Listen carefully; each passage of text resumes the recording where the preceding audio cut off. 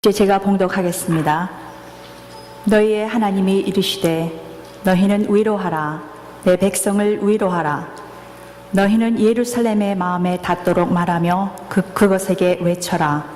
그 노예기 때가 끝났고 그 죄악이 사함을 받았느니라. 그의 모든 죄로 말미암아 여호와의 손에서 벌을 배나 받았느니라 할지니라 하시니라. 외치는 자의 소리여 이르되 너희는 광야에서 여호와의 길을 예비하라. 사막에서 우리 하나님의 대로를 평탄하게 하라. 골짜기마다 도도지며 산마다 언덕마다 낮아지며 고르지 아니한 곳이 평탄하게 되며 험한 곳이 평지가 될 것이요 여호와의 영광이 나타나고 모든 육체가 그것을 함께 보리라. 이는 여호와의 입이 말씀하셨느니라. 말하는 자의 소리여 이르되 외치라. 대답하되 내가 무엇을 외치리까 하니 이르되 모든 육체는 풀이요 그의 모든 아름다움은 들의 꽃과 같으니 풀은 마르고 꽃은 시들면 여호와의 기운이 그 위에 불미라. 이 백성은 실로 풀이로다. 풀은 마르고 꽃은 시드나 우리 하나님의 말씀은 영원히 서리라 하라. 아름다운 소식을 시온에 전하는 자여 너는 높은 산에 오르라. 아름다운 소식을 예루살렘에 전하는 자여 너는 힘써 소리를 높이라. 두려워하지 말고 소리를 높여 유다의 성읍들에게 이르기를 너희의 하나님을 보라 하라. 보라, 주 여호와께서 장차 강한 자로 임하실 것이요 친히 그의 팔로 다스릴 것이라. 보라, 상급이 그에게 있고 보응이 그의 앞에 있으며 그는 목자같이 양떼를 먹이시며 어린 양을 그 팔로 모아 품에 안으시며 젖먹이는 암컷들을 온순히 인도하시리로다. 이 말씀은 살아계신 하나님의 말씀입니다. 아멘. 대강절 첫째 주일입니다. 대강절이라고 하는 것은 기대한다 할 때의 대자와 강자는 예수님께서 강림한다라고 하는 얘기입니다. 예수님의 강림을 기다리는 절기입니다. 이 대강절의 참된 의미가 무엇입니까? 예수 그리스도를 기다린다고 한다는 그러한 의미는 어떠한 것일까요? 예수 그리스도가 과연 누구가 되시기에 우리는 그분을 열심히 기다려야 하는 걸까요? 성서에 나타난 그 구약과 신약의 초반기에 보게 되면 우리 주 예수 그리스도를 오랫동안 기다렸던 사람들이 있습니다.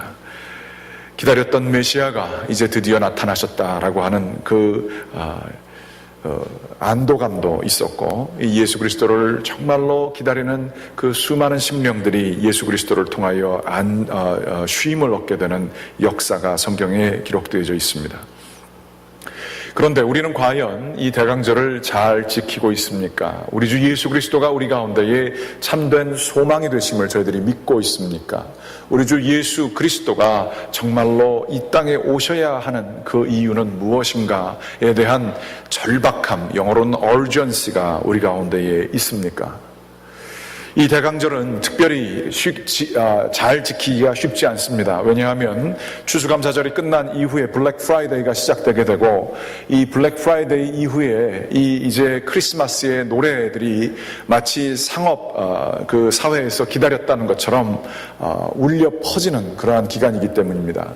크리스마스는 이 세상의 물결에 의해서 점령당한 지 오래되었습니다.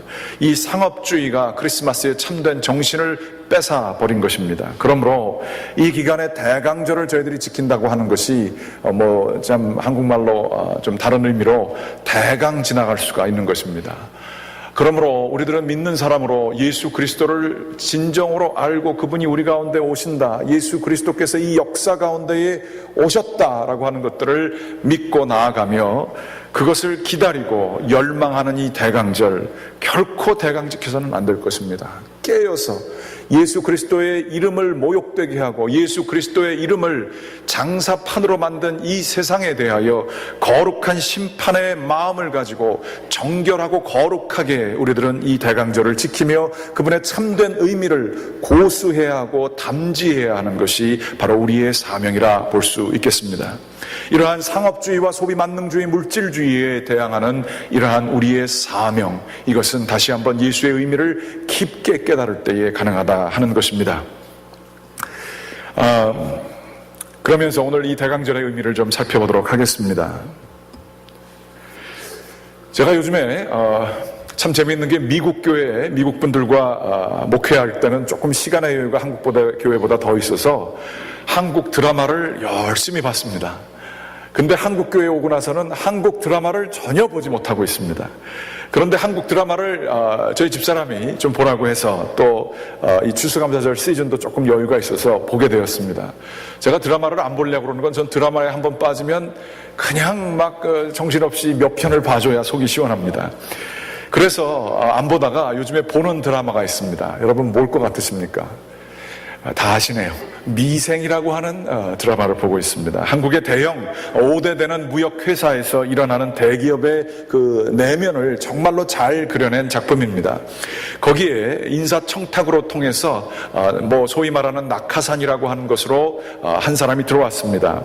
유수한 대학, 인류대학을 나온 사람들이 그 사람들도 그 회사에서 살아남기 힘들고 정규직으로 채용되기 힘든 이때에 계약직으로 검정고시밖에 나오지 아니한, 그리고 전혀 이 대학의 문턱에도 가지 못하고 외국어도 전혀 못하고 경험도 없는 사람이 뽑혀 나오게 된 것입니다. 그렇게 된 이유는 이 사람은 어렸을 때서부터 바둑신동이라는 소리를 듣고 바둑세계에 있다가 전혀 사람들과 교류하지 못하고 있다가 그 바둑세계를 그만두게 되고 이 회사로 청탁받아서 오게 된 것입니다. 사람들이 다 무시하게 될 때에 이 사람은 열심히 일하며 기적과 같은 일들을 이루어내면서 사람들에게 또한 멸시 또는 부러움을 동시에 사게 됩니다. 그런데 이 사람이 최근에 나온 드라마에 보게 되면 이 계약직이 2년 끝나게 되면서 그 담당하고 있는 그 자기의 보스에게 물어봅니다. 제가 이렇게 계속하면 정규직 되는 거 맞는가요? 그렇게 물어봅니다. 그랬을 때 그를 사랑하고 아끼는 그 보스가 그 친구에게 과거의 경험도 있지만 이렇게 얘기합니다. 너가 아무리 일을 잘한다고 하여도 남들만큼 쌓여준 그 한국말에 요즘에 하는 얘기가 있죠. 스펙이라고 합니다. 그 대학과 언어 실력과 경험들이 없기 때문에 아무리 놀라운 일들을 하였다 할지라도 너가 정규직 되겠는 것은 힘들 것이다 라고 이야기를 합니다. 그때 나타나는 그 절망, 이 절망이 굉장히 저에게 깊게 다가왔습니다. 아무리 노력하여도 아무리 수고하여도 너 인생은 그냥 계약직이야. 너는 임시야. 너에게는 이 사람들이 누리는 이 특권을 가질 자격이 없어. 한국에 제가 몇 년 전에 방문하게 되었을 때에 40 중반 되는 제 친가들과 같이 만나서 이런저런 얘기를 했습니다. 거기서 들려오는 그 이야기도 절망의 언어였었습니다. 부모에게 받은 재산이 없으면 아무리 괜찮고 남들 보기에 드러날 만한 직장에 다닌다 하여도 그 재산을 모아 자기의 집을 살 수가 없다는 것입니다. 그리고 자식들을 원하는 만큼 좋은 유학도 보내고 이렇게 하기가 매우 어렵다라고 하는 얘기입니다. 시작하는 라인서부터가 틀리다라고 하는 것입니다.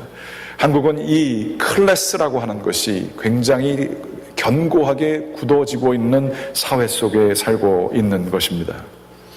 그러면서 그 친구들을 통해서 들려오는 체념과 절망의 목소리, 그분들이 신앙이 없느냐? 아닙니다. 목사가 그 중에 가운데 있었고요. 정말로 교회에 헌신하는 사람이 그 가운데 있었습니다. 그러나 현실은 그들을 깊게 절망하게 했고, 그래서 나는 집 마련하지 않고 살 거야. 그냥 이렇게 살다가 가는 거지 라고 하는 그 이야기를 듣게 됐습니다. 그러면 그 이야기가 한국에서만 이야기입니까? 미국은 어떻습니까? 통계에 따르면 1993년도에 미국의 사람들이 미디언 인컴, 평균으로 받는 그 수입이 이 리세션, 이 경기 침체가 끝난 이후 2014년도에 받는 월급과 크게 차이가 나지 않는다고 하는 것입니다. 그러나 그 삶의 코스트 오브 리빙, 삶에 들어가는 돈들은 10년, 15년 전에 비해서 거의 2배 가까이 됐다는 얘기입니다. 교우들에게 들은 얘기입니다. 10년, 15년 전에 세탁소를 시작하였을 때는 굉장히 경기가 괜찮아서 지금보다 훨씬 더 많은 돈을 벌 수 있었다라고 하는 얘기죠. 30%에서 40% 이상의 돈을 벌었지만 지금은 그것이 다 줄었다는 얘기입니다. 그렇지만 렌트 값은 그때보다 2배 정도가 올랐다라고 하는 그러한 이야기입니다. 그러면서 살기가 너무 어려워지고 많은 사람을 고용해서 쓰던 시절이 있었고 정시에 퇴근할 수 있었지만 많은 세탁소에 다니시는 교우분들을 통해서 얘기 듣는 것입니다. 일이 끝난 7시 이후에 사람들을 쓸 수 없어서 남은 일들이 있어서 자기가 직접 일을 해야 해서 2시간, 3시간을 일하지 않으면, 밤새 일하지 않으면 이 들어오고 나가는 돈을 맞출 수 없는 현실이 지금 우리들이 살고 있는 현실이라는 겁니다. 이에 반해서 최근 경기 침체 이후에 상위 1%에 해당되는 사람들은 7년이 지난 지금 7년 전보다 1%의 소득률은 거의 2배 이상 됐다라고 하는 이야기인 것입니다. 혼돈이 끝난 이후에 누가 이 주가지수와 이러한 것들이 다 올라가게 될 때에 이것들이 체감 경제로서 느껴지지 않는 이유는 그 부의 잉여가 한쪽으로 다 몰렸기 때문에 그렇다라고 하는 것입니다. 사람들은 모두들 절망의 언어를 우리들도 모르는 사이에 한숨과 더불어서 내뱉고 있는 것이 우리의 현실인 것입니다. 그러면서 우리 가운데 있는 이 절망의 언어들, 또는 여기서부터 성공을 하고 뭐 좀 사업을 크게 하거나 이렇게 되게 됐을 때에 신앙이 없고 하나님을 두려워할지 모르는 자들에게서 나오는 용어들은 절망이 아니라 교만의 언어들이 있습니다. 이 세상에 예측 못할 신비스러운 것, 이 세상에 자신의 그 연약한 존재를 드러낼 만한 것들이 없는 것입니다. 굉장한 힘을 가지고 있고 모든 신비라고 하는 것들을 경험할 필요가 없습니다. 예상치 못한 일들이라는 것이 없는 것입니다. 자기가 가지고 있는 힘으로 모든 것을 통제할 수 있습니다. 마치 과거의 제국의 왕들이 그랬던 것처럼 내가 주님 앞에 온전히 겸손히 무릎 꿇기보다는 문제들을 해결할 것만 있는 경영의 사고방식만이 있는 것입니다. 어려운 일들이 있게 되면 그 문제를 어떻게 해결해야 되는 문제이지, 이 앞에서 겸손해지고 자기의 연약함, 자기의 아무것도 아님을 깨닫게 되는 그러한 겸손함을 많은 사람들이 갖지 않게 되는 이러한 사회 속에 있게 된 것입니다. 이것을 일컬어서 이 교만의 무신론이라고 합니다. 내가 열심히 하면 되는 것이고 내 힘으로 다 해결할 수 있는 것입니다. 하나님이 필요하지가 않은 거예요. 내가 하나님의 자리에 충분히 있어도 되고 내가 매니지할 수 있는 것들이 너무 많은 거예요. 그러나 그와 반면에 우리들이 경험하는 것은 절망의 무신론입니다. 아무리 노력한다 하여도, 아무리 수고한다 하여도, 아무리 기대한다 하여도 예상치 아니하는 신비, 은혜, 예상치 아니하는 우리에게 주어지는 그러한 그 은총이 우리 가운데 없게 될 것이다 라고 하는 이 절망, 교만의 무신론과 절망의 무신론이 이 사회를 지배하고 있다라고 하는 사실입니다. 야, 그거 현실적으로 불가능해, 안 되는 거야, 소망도 하지 마. 그러면서 이 시대에 많은 사람들은 하나님의 영역을 싸그리 무시하고 심지어 교회에 다닌다고 하지만, 하나님을 믿는다고 하지만 보험 정도로 생각하는 것이지, 하나님께서 이 모든 일의 주도권을 가지고 계시다, 내 인생의 주도권은 하나님께 속해져 있다라고 하는 하나님의 영역을 부인하는 기능적인 실천적인 무신론을 살고 있는 것이 저희의 삶인 것입니다. 특별히 교회를 통하여 예수 그리스도의 복음을 통하여 소망을 가져야 할 텐데, 교회에서 경험하는 그 모든 것들은 너무도 인간적인 것들이 너무나 많은 것입니다. 서로가 서로를 비방하고 심판하고 수군거리며 정당을 나누고 싸움과 그 은혜와 용서라는 것보다는 그 사람이 한 그 일들에 대해 정당한 대가를 줘야 이 모든 것들이 말이 된다라고 하는, 그리하여 한번 미워한 사람, 나를 상하게 한 사람들은 영원히 미워해줘야 정당한 대가가 이루어지는 것 같은, 나를 아프게 한 사람들을 얼굴을 싹싹 돌리며 그 사람에게 눈에 보여지는 사회적인 죽음을 주어야 정의가 이루어지는 것처럼 살고 있는 것, 교회 안에서도 결코 예외가 아닌 것입니다. 지도자들에게 걸었던 그 예수 그리스도의 복음의 희망을 보기 원하지만 영적 지도자들과 교회의 지도자들 가운데 보여지게 되는 돈의 논리, 힘의 논리를 보며 수많은 사람들은 실망하고, 야, 교회 열심히 다녀봤자 소용없어, 그게 그거야, 헌금을 왜 하냐, 헌금을, 그런 건 필요 없는 거야, 주님을 위해서 희생, 나도 옛날엔 그랬어. 심지어 교회 안에서조차도 교만의 무신론과 절망의 무신론이 자리 잡히고 있는 것이 사실입니다. 여러분들은 어떤 언어를 쓰십니까? 주님이 도와주실 거야. 주님께서 함께 해주실 거예요. 주님께서 정말 세상은 나를 실망시키시지만 하나님이 결국에는 모든 통치권을 가지고 있어. 이런 희망의 언어를 쓰십니까? 아니면 속된 말로 죄송합니다. 그놈이 그놈이지 뭐 다 똑같아. 이러고 지나가십니까? 야, 기대할 거 없어. 그냥 사는 거야. 이대로 사는 거야. 이대로 체념하고 끝나는 거야. 세상은 다 그런 거야. 믿을 사람 하나도 없어. 라고 하면서 그 언어들을 우리의 삶 속에서 반복하고 계십니까? 우리가 살고 있는 이 시대의 교만의 무신론과 절망의 무신론은 결코 낯선 것이 아닙니다. 애굽 사회에 있어서 그 막강한 권력을 가지고 애굽이라고 하는 제국을 유지했던 그 시대에 사람들은, 이 히브리 사람들은 절망 가운데서 너무 고통스러운 일들을 하면서 지내게 되었습니다. 그들은 너무 힘들어서 하나님께 부르짖는 그러한 부르짖음이 있었습니다. 그러나 희망하지 않았습니다. 하나님께서 놀라운 역사를 베푸셔서 10가지 재앙을 통하여 그들을 광야로 불러내시고 하늘에서 어떻게 만나 먹을 것이 내려옵니까? 어떤 왕이 그런 걸 주게 됩니까? 또 반석에서 어떻게 물이 납니까? 말랑말랑한 곳에서 물이 나면 몰라도. 그러나 하나님께서는 그 기적을 보여주시며 그들을 은혜 가운데서 이끌어 주셨습니다. 그러나 이들 가운데 깊이 자리 잡혔던 절망의 무신론, 기적과 은혜들을 경험하면서조차도 하나님을 그들은 온전히 신뢰하지 않았습니다.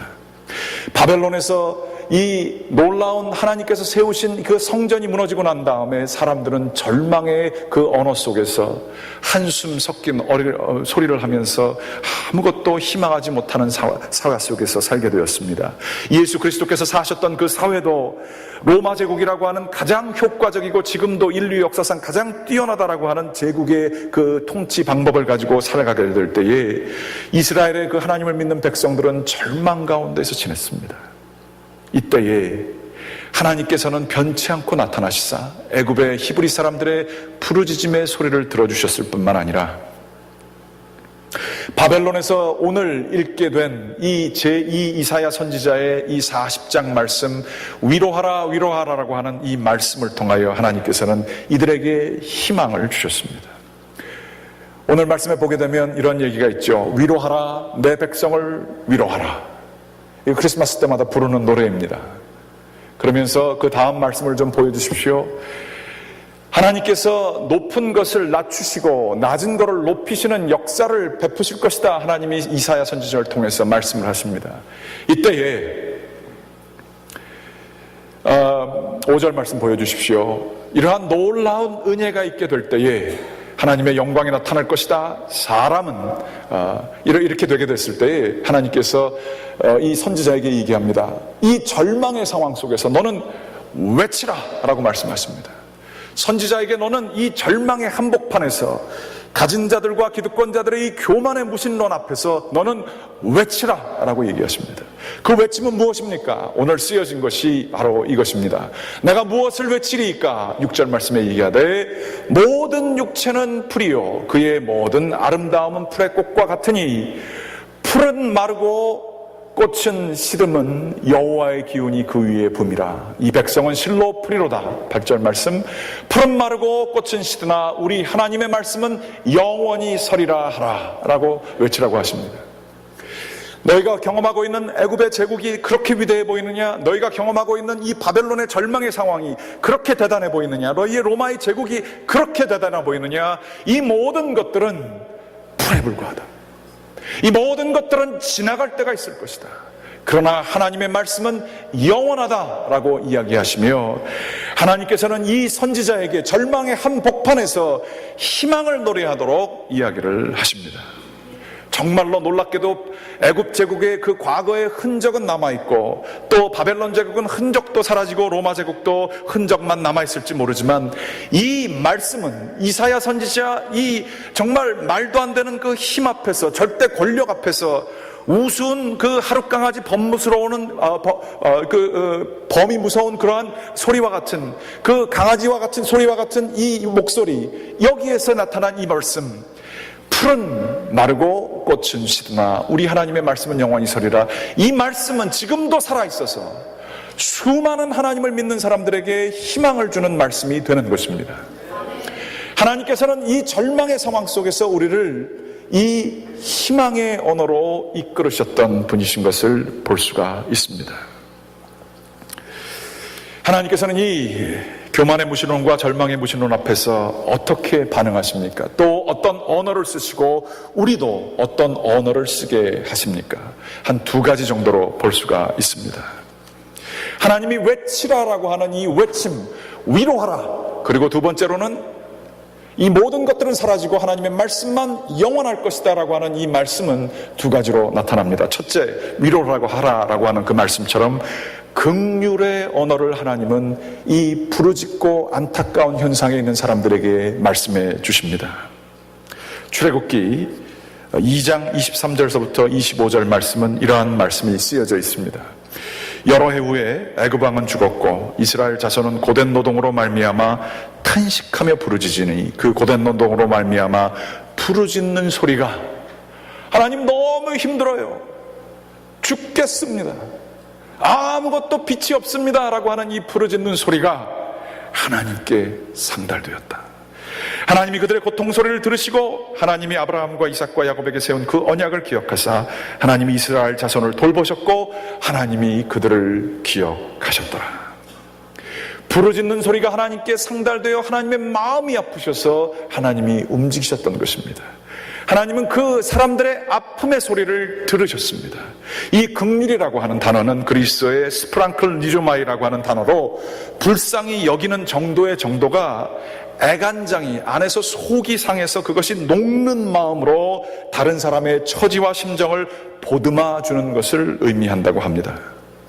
하나님께서는 이 교만의 무신론의 시대에, 이 절망의 무신론의 시대에 긍휼의 언어를 위로하라라고 얘기하시며 우리들의 아픔을 그 누구보다 더 아파하시는 분이심을 오늘 말씀 속에 전해주고 계시는 것입니다. 여러분, 이 하나님이 계심을 통하여 위로받으시기 바랍니다. 아프신 분들 계시지요? 육신적으로 암투병하는 분들 계시지요? 재정적으로 어떻게 나아가야 될지 몰라서 투잡을 뛰어도 해결되지 않는 것, 앞으로 내가 노년을 어떻게 준비할까 걱정되시는 분들 계시지요? 내가 이제 나이는 들었는데 이제는 내 능력도 없고 그렇지만 당면한 현실과 경제적인 문제가 쉽지 않아서 한숨을 나도 모르는 사이에 쉬는 분들 계시지 않습니까? 그 한숨을, 작은 신음소리를, 우리의 부르짖음을 하나님께서는 들으십니다. 하나님께서는 그 부르짖음을 결코 멀리 하신 적이 없습니다. 위로하라, 내 백성을 위로하라, 내가 너희의 하나님이 됨이라. 하나님께서는 우리에게 긍휼을 베풀어 주시고 우리의 사정을 아시는 분이 우리의 하나님이신 것입니다. 마가복음 6장 34절 말씀은 우리 주 예수 그리스도께서 쓰셨던 긍휼의 언어를 보여주고 있습니다. 예수께서 나오사 큰 무리를 보시고 그 목자 없는 양 같음으로 인하여 불쌍히 여기사 이에 여러 가지로 가르치시더라. 예수님의 가르치심은 아는 지식을 위해서 가르치신 것이 아닙니다. 불쌍히 여기심을 가지시고 정말로 이 말씀 붙들고 너희들이 살아라, 하나님의 때가 가까이 왔다, 기다려라, 인내하라, 하나님의 때가 가까웠으니 너는 이 세상의 통치 방법이 아니라 하나님 나라의 통치 방법을 믿고 신뢰하고 살아가라, 회개하라 라고 얘기하십니다. 그 긍휼에서 나온 그 진액과 같은 말씀이 예수 그리스도의 말씀이셨습니다. 마가복음 8장 2절 말씀, 내가 무리를 불쌍히 여기노라, 그들이 나와 함께 있는지 이미 사흘이 지났으나 먹을 것이 없도다. 여러분의 경제적인 어려운 상황과 그 어려운 그 고통의 길들을 하나님은 우리 주 예수 그리스도가 보여주셨던 것처럼 긍휼히 여겨주시는 분이심을 기억하시기 바랍니다. 마가복음 9장 35절서부터 36절, 예수께서 모든 도시와 마을에 두루 다니사 그들의 회당에서 가르치심에 천국 복음을 전파하시며 모든 병과 모든 약한 것을 고치시니라. 무리를 보시고 불쌍히 여기시니 이는 그들이 목자 없는 양과 같이 고생하며 기진함이라. 밤새 일하시는 분들 계시죠? 지친 마음 가지고 가족들과 함께 있어야 되지만 가족들과 함께 있는 그러한 시간을 누릴 수 없는 분들도 계시지요.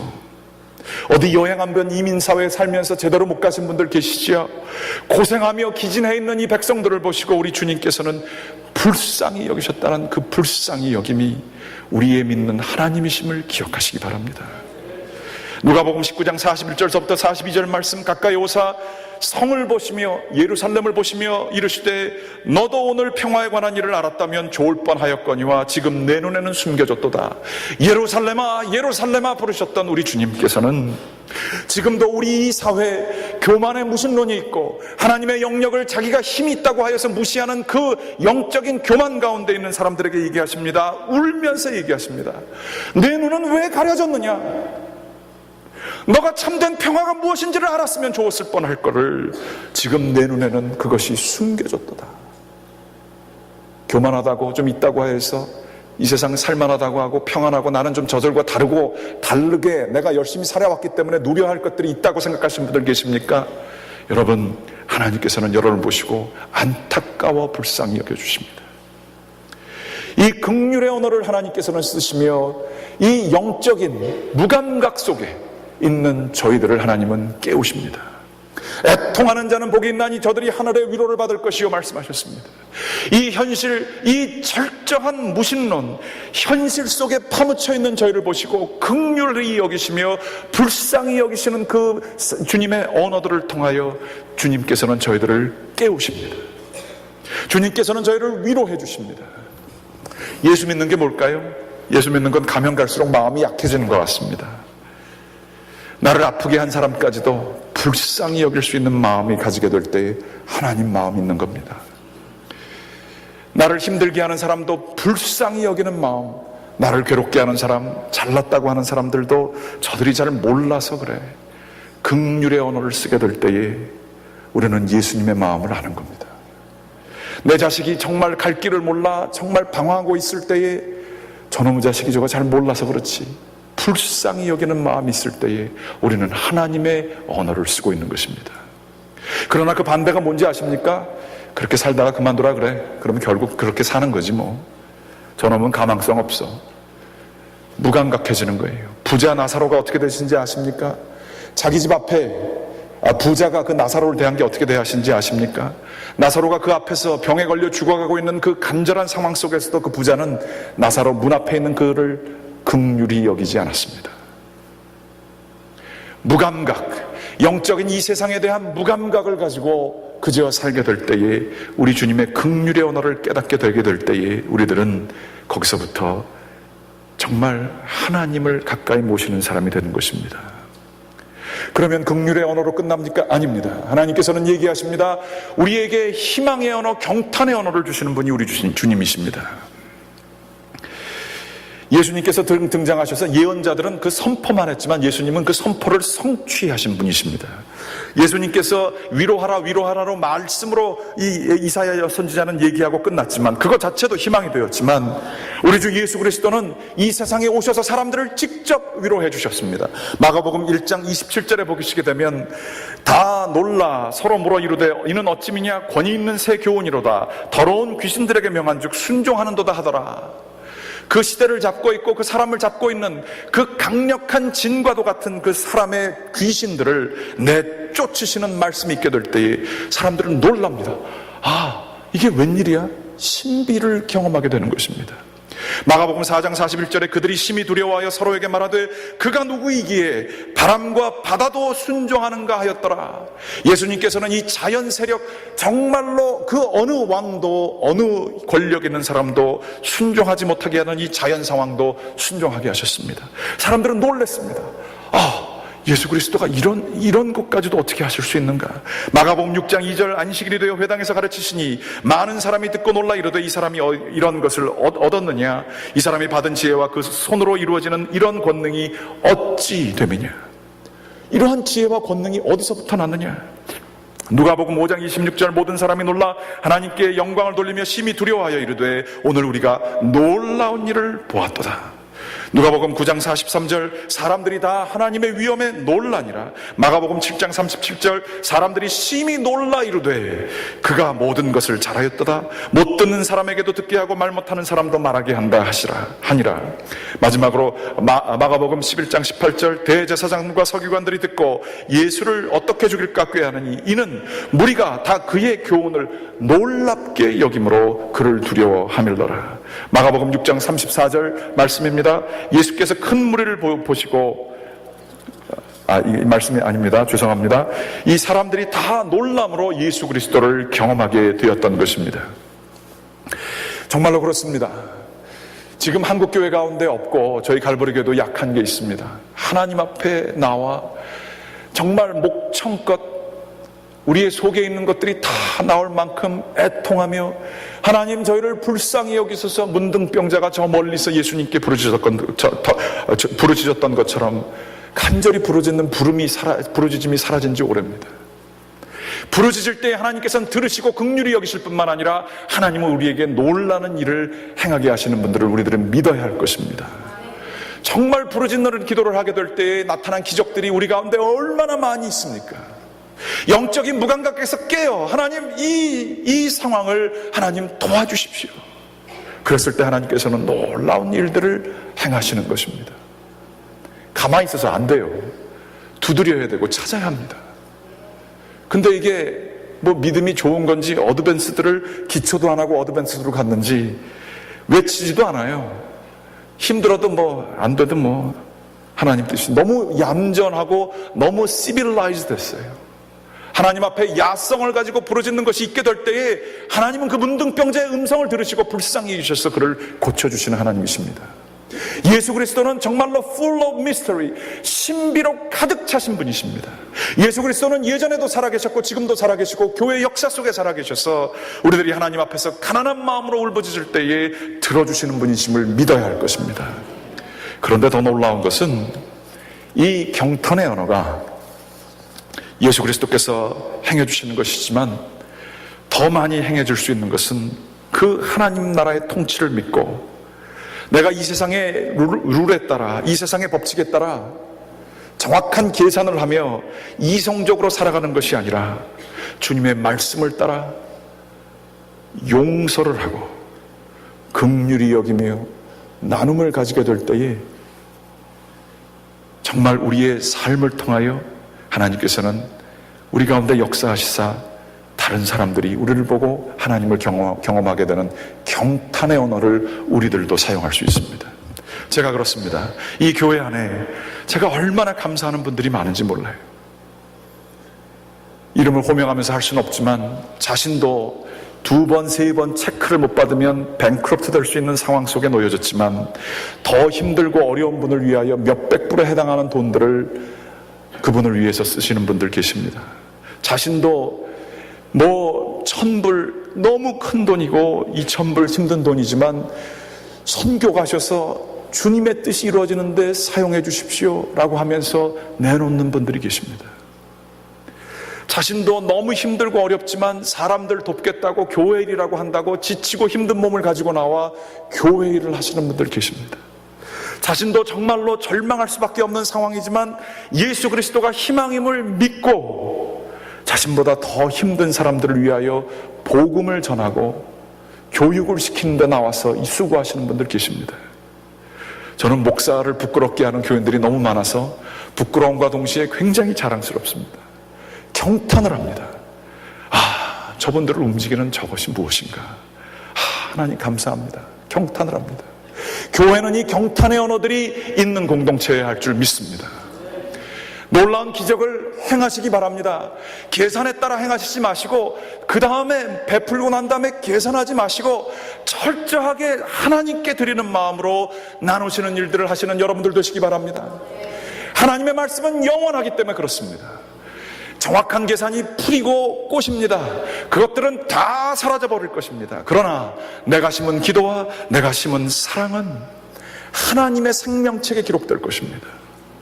그들이 나에게 어떻게 반응할까를 기대하는 것이 아니라 하나님 앞에서 나를 꺾으며 치욕을 얻고 십자가의 길이 있다 할지라도 주님 앞에서 우리들이 나아가게 될 때에 우리는 어떤 언어를 쓰는 것입니까? 절망의 언어가 아닌 경탄의 언어를 우리들이 사용하고 있는 것입니다.